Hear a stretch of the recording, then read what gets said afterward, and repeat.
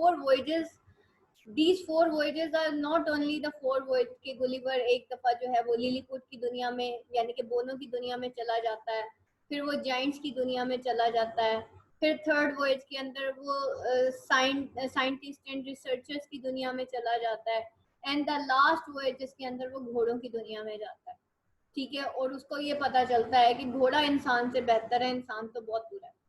और first 3 voyages के अंदर वो ह्यूमैनिटी को शो करता है कि इस वक्त जो ह्यूमैनिटी है वो कहाँ जा रहा है, कहाँ जा रही है। स्विफ्ट जो है वो 18th century Augustan age of enlightenment, जिसको हम एज ऑफ पॉप भी कहते हैं, एज ऑफ एनलाइटमेंट भी कहते हैं, ऑगस्टन एज भी कहते हैं, 18th सेंचुरी इंग्लैंड भी कहते हैं, उसके ऊपर जॉनथन स्विफ्ट ने गुलिवर्स ट्रैवल्स लिखा था। जॉनथन स्विफ्ट को देख लें या फिर आप अलेक्जेंडर पॉप को देख लें, दोनों जो है वो सेम इरा से ताल्लुक रखते हैं, और आप देखिएगा कि इनकी थीम्स भी तकरीबन एक ही जैसी हैं। स्विफ्ट के बारे में कहा जाता था कि वो एक पंजेंट सटायरिस्ट था। ठीक है, स्विफ्ट जो है वो एक बहुत ज्यादा पंजेंट सटायरिस्ट था। सटायर यानी कि वो सटायर तो करता था लेकिन बिटर सटायर करता था। उसने 4 वॉयजेस लिखे जॉनथन स्विफ्ट ने गुलिवर्स ट्रैवल्स के अंदर, जिसमें 4 वॉयजेस की कहानियां थी, 4 वॉयजेस थे, 4 सफरनामे लिखे। ठीक है, वॉयजेस लिखे उसने, सफरनामे, वो भी गुलिवर के थे, यानी कि गुलिवर की जबानी लिखे।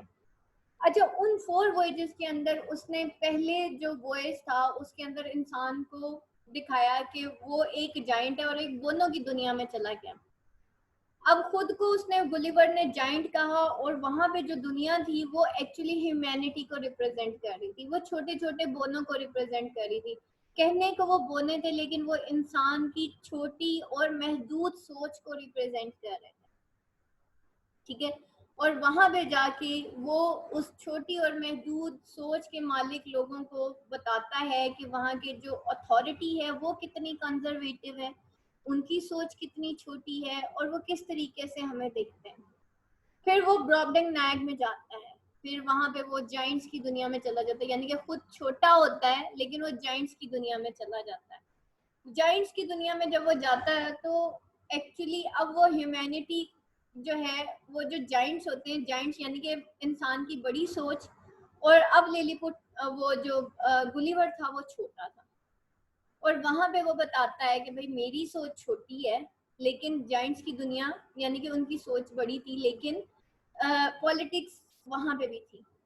और वहां पे जो है जब वो जाइंट्स की दुनिया में जाता है तो वो वहां पे जब बादशाह के पास पहुंचता है, क्योंकि वहां पे उन जाइंट्स के लिए गुलिवर एक बड़ी एक मिमिक्री की चीज बन जाता है, करते करते वो कहीं बादशाह के पास पहुंचता है, तो बादशाह को जब वो ये बताता है कि भाई हम इंग्लैंड में तो गन पाउडर बनाते हैं और हमें उस गन पाउडर पे बड़ा नाज है, और जिससे हम पूरी दुनिया में जो है मतलब उसका मतलब ये हमारी बहुत बड़ी इन्वेंशन है कि हमने गन पाउडर इजाद किया है, और हम जो है दुनिया में बॉम्ब्स गिरा देते हैं या इस तरह से। तो बादशाह उसको कहता है you are the most pernicious race ever crawling on this earth.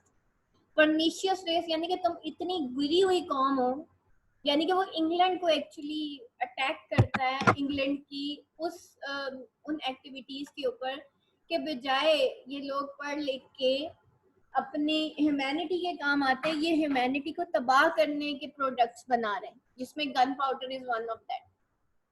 ठीक है, यानी कि गुलिवर की सोच छोटी करके और गुलिवर के थ्रू इंग्लैंड को रिप्रेजेंट किया जाता है कि इंग्लैंड के लोग जो कि अपने आप को most sophisticated and most educated और अपने आप को वो डेवलप्ड कंट्रीज कहते हैं और बाकी दुनिया को थर्ड वर्ल्ड कंट्री कहते हैं। जब उसी कंट्री का एक बंदा किसी जाइंट की दुनिया में जाता है तो वो जो जाइंट है, वो जो बादशाह है, वो उस गुलिवर को क्या कहता है, you are the most pernicious vermin ever crawling on this अर्थ।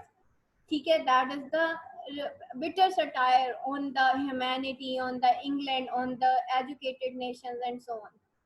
उसके बाद गुलिवर थर्ड जो है वॉयज पे जब जाता है तो थर्ड वॉयज में क्या होता है, वो साइंटिस्ट की दुनिया में और रिसर्चर्स की दुनिया में चला जाता है। वो भी ऑगस्टन एज को ही शो करती है, और हम आगे जाके अभी डिटेल्ड इसकी सारी स्टडीज भी पढ़ेंगे, because that is the satire. अच्छा, जब वो साइंसदानों की दुनिया में जाता है और रिसर्चर्स की दुनिया में जाता है, वो ये देखता है कि जितने भी साइंसदान हैं उस ऑगस्टन एज के, जो कि एज ऑफ एनलाइटमेंट कंसीडर किया जाता है, और इस वक्त जो पूरा यूरोप है वो रिसर्चेस में पड़ा हुआ है, साइंटिफिक रिसर्चेस में पड़ा हुआ है, और एस्ट्रोलॉजी आम हो गई है, क्योंकि रेनेसेंस के बाद जो है एकदम से दुनिया के अंदर नॉलेज की भरमार हो गई। अब उस नॉलेज की भरमार ने क्या किया, इंसान का फेथ कम कर दिया और उसको रैशनल ज्यादा कर दिया, यानी कि इंसान ने अपना इंटेलेक्ट ज्यादा इस्तेमाल करना शुरू कर दिया, एज कम्पेयर टू उसका जो फेथ है वो बहुत कम होना हो गया। उसकी उधर जाके फिर वो कहता है कि जब वो साइंसदानों को देखता है तो वो देखता है साइंसदानों की दुनिया में जाके कि भाई ये तो सारे उन रिसर्चेस में पड़े हुए हैं जिसका कोई फायदा नहीं है, ठीक है। और यानी कि उसने इंसान के फर्स्ट वॉयज से लेके थर्ड वॉयज तक इंसान की जो यूजलेस एक्टिविटीज है ना, जो हमने अपने सर पे सवार की हुई है, उस पे वो सटायर करता है। जैसे जब वो सेकंड वॉइस में जाता है, जब पॉलिटिकल सिनेरियोज हम उसके अंदर देखते हैं, तो वो वहां पे जो दो कौमें होती हैं वो इस चीज पे लड़ पड़ती हैं कि अंडा छोटी साइड से तोड़ना चाहिए कि अंडा बड़ी साइड से तोड़ना चाहिए, और वो रिलीजियस कॉन्फ्लिक्ट्स में हम पड़े हुए हैं एक्चुअली। तो वो चीज भी आप देखेंगे। लेकिन जब हम साइंटिफिक रिसर्चेस की दुनिया में जाते हैं तो वो बताता है जितने भी साइंसदान है कहने को वो अपने आप को ये कहते हैं we are the scientist, we are the मतलब वो रिसर्चेस कर रहे हैं, बड़ी बड़ी लेबोरेटरीज है, but what they are doing, सूरज की रोशनी को कुकम्बर के अंदर जो है वो इस तरह से एक्सट्रैक्ट कर लेना, ठीक है।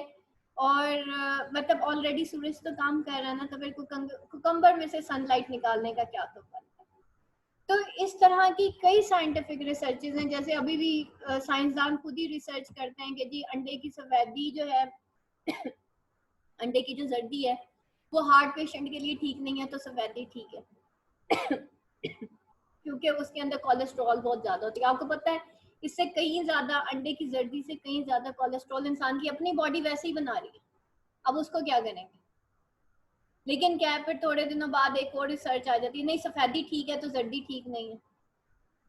तो इंसान क्या कर रहा है, अल्लाह ताला ने जो चीजें बनाई हैं, अल्लाह ताला ने जितनी हमने प्रोडक्ट अल्लाह ताला ने बनाई है ना, हम उसके अंदर तावीलें कर रहे हैं। इंसान ने अपनी सेहत का उस दिन कबाड़ा किया जब उसने ये इस तरह की रिसर्चेस की, जब उसने प्रोटीन्स एंड फैट्स, देखिए अल्लाह ताला ने जितनी भी खुराक बनाई है ना वो कॉम्बिनेशन है, मैक्सिमम जो 80% हमारी खुराक है that is the combination of proteins and the fats, ठीक है।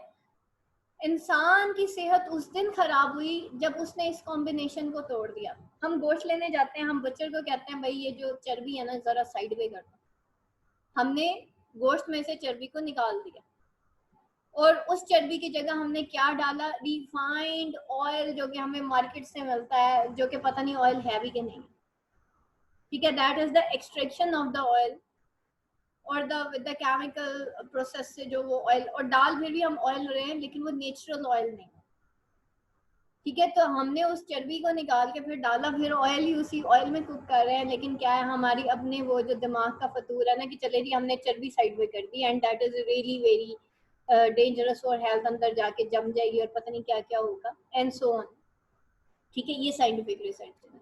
सेम इज द केस अंडे और जर्दी का भी यही था, अल्लाह ताला ने वो भी व्हाइट पोर्शन जो होता है बेटा वो प्रोटीन है and the yellow portion is the fat, ठीक है। अब हमने उसका भी कॉम्बिनेशन तोड़ने की कोशिश की, हमने कभी ये सोचा ही नहीं अल्लाह ताला ने अगर अंडा बनाया है ना और प्रोटीन और फैट्स के कॉम्बिनेशन से बनाया, जरूर इसमें बंदे की कोई का फायदा होगा। हम क्या करते हैं, हर चीज में जब इंसान के पास इल्म की भरमार होगी ना तो इंसान शक में ज्यादा पड़ गया। अब उन साइंटिफिक रिसर्चेस की दुनिया में आप देखेंगे कि इंसान जो है इस हद तक शक की दुनिया में पड़ गया कि वो है ना एक शेर के वो जो साइंटिफिक रिसर्चेस में, ढूंढने वाला सितारों की गुजरगाहों का अपने अफकार की दुनिया में सफर कर ना सका, जिसने सूरज की शुआओं को गिरफ्तार किया जिंदगी की शबे तारीख सहर कर ना सका। तो वो जो सितारों, मतलब वो ये सारा जो बना था ना ये इन्हीं साइंटिफिक रिसर्चेस पे, न्यू इन्वेंशन पे, साइंसी इजादात पे ही शेर था। और ये एक बड़ा यूनिवर्सल सा शेर है जो किसी भी शायर ने लिखा था कि ढूंढने वाला सितारों की गुजरगाहों का, कि जो एस्ट्रोलॉजी की बात करता है, एस्ट्रोनॉमी की बात करता है, सितारों की गुजरगाहों की बातें करता है, वो तो अपने अफकार की दुनिया में सफर कर ही नहीं सकता। इस हद तक वो स्कैटर्ड माइंडेड हो गया है कि उसको अपने अवतार की दुनिया में सफर करना ही भूल गया है। आप मुझे खुद बताएं, हम इतना ज्यादा सिलेबस पढ़ते हैं, जब हम इतना ज्यादा सिलेबस पढ़ेंगे तो हम तदब्बुर और तफक्कर कब करेंगे? हमारा बच्चा सुबह स्कूल जाता है, शाम को वो ट्यूशन जाता है, उसको हमने ऐसा उसके ऊपर किताबें लाद दी, मुझे बताएं वो बच्चा तदब्बुर और तफक्कर कब करेगा? अगर वो बच्चा तदब्बुर और तफक्कर नहीं करता, इट मीन्स के वो अच्छा इंसान भी नहीं बन सकेगा, उसकी अपनी कोई सोच नहीं होगी, वो एक किताबी कीड़ा होगा। और किताबें खाली चार्ट लेने से जिंदगी नहीं गुजरती। और हमें लगता है कि वो बच्चा हाई स्कोर कर लेगा और ये हो जाएगा वो हो जाएगा, तो पता नहीं शायद उसकी जिंदगी बदल गई। ऐसा कुछ भी नहीं होगा, ठीक है? ऐसा कुछ भी नहीं। मोस्टली टॉपर्स जो होते हैं प्रैक्टिकल लाइफ में आके फेल हो जाते हैं। मोस्टली मैं आपको सही बता रही हूँ, वो जो टॉपर होता है ना, वो किसी का भी नहीं होता। द रीजन ना वो रिलेशन जीना सीखता है, ना वो प्रैक्टिकल लाइफ जीना सीखता है। उसके माँ बाप उसको सुबह भी स्कूल और शाम को ट्यूशन भेजते हैं, और जब बेचारा बच्चा वापस आता है, चलो भाई टेस्ट कॉपीज खोलो, जरा दिखाओ तुम्हारे टेस्ट में क्या हुआ। बाकी इतने सारे हमारी जिंदगी के एस्पेक्ट्स हैं, उसके बारे में हमें कुछ पता नहीं होता। Same is the case with the scientific research. They are just confined to the unnecessary inventions and unnecessary knowledge, जिसका ह्यूमैनिटी को कोई फायदा नहीं है। ह्यूमैनिटी को ये लोग कंफ्यूजन्स में डाल रहे हैं बाय, मतलब by the researches of different, मतलब ये जिस तरह से बीमारियों की रिसर्चेज होती हैं, सारा कुछ होता है, एक दिन कुछ और आ रहा होता है, नेक्स्ट डे कुछ और आ रहा होता है। तो क्या है, we are the in the age of enlightenment. मैं उस 18th सेंचुरी एज की भी बात करूंगी और आज की भी एज की बात करूंगी कि हम अब यही है ना कि इल्म की भरमार हो गई है, but we have we are the confused personalities, we have no knowledge, और हम उस इल्म के पीछे पड़े हुए हैं जिसका कोई फायदा नहीं है। हमारे बच्चों को जो सिलेबस पढ़ाया जाता है उसमें 70% सिलेबस जो है वो इररेलेवेंट सिलेबस डाला हुआ है। उस ना तो वो बच्चे की प्रैक्टिकल लाइफ में काम आना है, ना उसकी मेंटल ग्रूमिंग में काम आना है, कुछ भी नहीं है उसके अंदर। लेकिन क्या है, सिर्फ सिलेबस के नाम पे। और पेरेंट्स ने भी प्रिंसिपल के सर नाक में दम किया होता है, नहीं जी सिलेबस बढ़ाते हैं, बच्चे को बार बार होमवर्क दें, ये करें वो करें।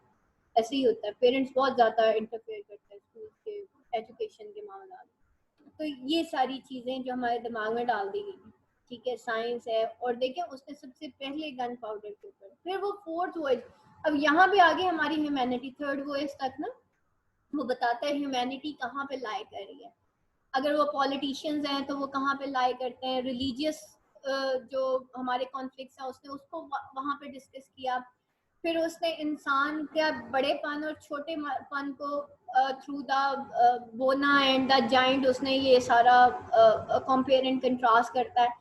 फिर वो जब थर्ड वॉइज में जाता है, वो साइंटिस्ट, रिसर्चर्स, हिस्टोरियंस, इन सारों को, एस्ट्रोनॉमर्स, इन सारों को वो करता है। यहाँ तक कि वो उस दुनिया में भी चला जाता है जो कि रूहों की दुनिया में होती है ना, रूहों की दुनिया में चला जाता है और पता चलता है। और ऐसे ऐसे मतलब मतलब लोग वो देखता है, मेडिसिन देखती, वो मेडिसिन की दुनिया में जाता है, मेडिकल वर्ल्ड के अंदर जाता है, जिसके अंदर लोग जो है वो जिंदा तो हैं लेकिन वो मरने की दुआएं कर रहे हैं। तो दीज आर द थिंग्स जो कि वो यहाँ पे दिखाता है, और वो ह्यूमैनिटी के डिफरेंट एस्पेक्ट्स जो है वो बड़े तरीके से दिखा रहा होता है आपको। अच्छा, जब फोर्थ वॉइस के अंदर जाता है ना, फोर्थ वॉइस होता है, तो उसके अंदर अभी आप में से मेरे ख्याल है काफी सारे स्टूडेंट्स ये कहानी पढ़ भी चुके होंगे। जब वो फोर्थ वॉइस के अंदर जाता है तो वो एक ऐसी दुनिया के अंदर चला जाता है जो कि घोड़ों की होती है। और घोड़े को ना वैसे भी कहा जाता है कि ये हिकमत वाला जानवर है, ठीक है, वो बहुत हिकमत के साथ अपनी जिंदगी गुजारता है।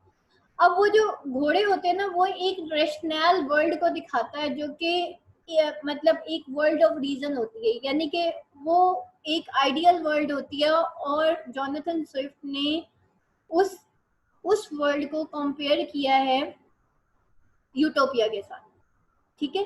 प्लाटो ने जो एक आइडियल वर्ल्ड बनाई थी ना यूटोपिया की, जिसके अंदर ना कोई करप्शन है, ना कोई बुरा इंसान है, और उस यूटोपिया से उसने पोइट्स को निकाल दिया था। अब उस यूटोपियन लैंड को के ही कंपेयर एंड कंट्रास्ट में वो फोर्थ वॉइस में घोड़ों की दुनिया बताता है। और वो कहता है ये जो घोड़ों की दुनिया है, that is the most perfect world ठीक है, ये असल दुनिया है जिसके अंदर ना मोहब्बत है, हर चीज जो है according to laws and rules होती है, ना उसके अंदर इमोशंस हैं।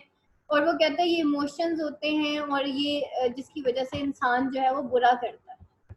और वहां पे वो इंसान को देखता है, जो घोड़े होते हैं वो वहां के बादशाह होते हैं, यानी कि हुक्मरान होते हैं अथॉरिटी में, और इंसान वहां पे एज अ जानवर रखा हुआ होता है। तो वो ये देखता है कि वो जो जानवर है, इंसान एज अ जानवर, वो इतना बुरा है कि वो घोड़ों से भी ज्यादा बुरा है।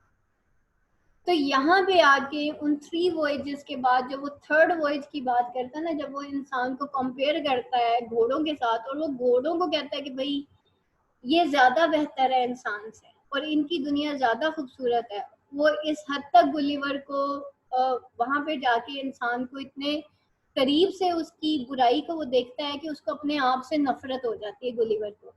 और गुलिवर फिर जब अपने घर वापस जाता है तो फाइनली क्या होता है कि गुलिवर जो है उसको अपनी बीवी और बच्चों से नफरत करने लगता है। ठीक है। और इस वजह से गुलिवर जोनाथन स्विफ्ट के ऊपर बहुत सारे क्रिटिक्स ने ये चार्ज लगाया कि ये जो है ना, स्विफ्ट जो है वो मिसएंथ्रोप है। ठीक है, वो ब्रिटिश सटायरिस्ट तो था ही, लेकिन मिसएंथ्रोप यानी कि इंसानियत से नफरत करने वाला इंसान है। इस हद तक उसने नफरत की इंसान से कि उसको इंसानों से जो है बू आने लग गई और वो अपने बीवी बच्चों के साथ नहीं रह सका। लेकिन इन फैक्ट एक्चुअली स्विफ्ट ने ह्यूमैनिटी के डिफरेंट पर्सपेक्टिव्स जो हैं वो हमारे सामने रखे थे कि इंसान किस हद तक गिर सकता है अगर उसको लगाम ना दी जाए। उसके कहने का मकसद ये था कि हर इंसान के अंदर एक जानवर है, अगर उसको हम बांधेंगे नहीं, जिसको हम नफ्स कहते हैं, अगर हम उसको बांधेंगे नहीं ना तो वो आज़ाद हो जाएगा। या तो फिर उसको हमारे इंसाफ के थ्रू, कानून के तहत इंसान को लगाम दी जाती है। घर में अम्मी ना हो तो सारे बच्चे लड़ना शुरू कर देते हैं, बड़ा भाई छोटे भाई को मारना शुरू कर देता है। ऐसा है कि नहीं है? इट मीन्स कि there is some animal in the human being. इंसान जो है ना, वो एक उसके अंदर एक जानवर है छुपा हुआ, और अगर उसको लगाम ना दी जाए तो वो जानवरों से ज्यादा बदतर हो जाता है। तो एक्चुअली उसके अंदर ये चीज दिखाई गई जो कि ओलिवर ने दिखाया। Not only the power of the man, कि इंसान जब पावरफुल होता है तो उसके साथ क्या होता है, इंसान जब वीकेस्ट होता है तो उसके साथ क्या होता है, इंसान जब पॉलिटिशियन होता है तो उसके साथ क्या होता है, वो किसी रिलीजियस सेक्ट के अंदर पड़ा होता है, किसी फिरके से ताल्लुक रखता है तो क्या होता है, वो किसी पॉलिटिकल पार्टी से ताल्लुक रखता है तो क्या होता है, वो एक बादशाह होता है तो क्या होता है, एक बल्का होता है तो क्या होता है। तो ये सारी चीजें उसने जिंदगी के सारे जो इंसानों के डिफरेंट रूप थे ना, वो उसने दिखाए। एंड द फाइनल रूप वो हॉर्स की दुनिया में जाके उसको बताता है कि भाई असल में hormones is the perfect world, and the man जो है ना, जो इंसान की दुनिया है, वो जो है वर्स्ट दुनिया है जिसके अंदर इंसान खुद जी रहा है और उसको खुद नहीं पता कि मेरे अंदर क्या क्या खामियां हैं। तो उसने इंसान की खामियों को एक्चुअली उसके डिफरेंट फेसेस इंसान हम लोगों को दिखाए कि हम लोग ये चीज समझें कि इंसान के अंदर क्या क्या बुराई। ठीक है, तो ये हो गया हमारा गुलिवर्स ट्रैवल्स और इसका एक समरी। अब देख लेते हैं बेटा जोनाथन स्विफ्ट। जोनाथन स्विफ्ट कौन था?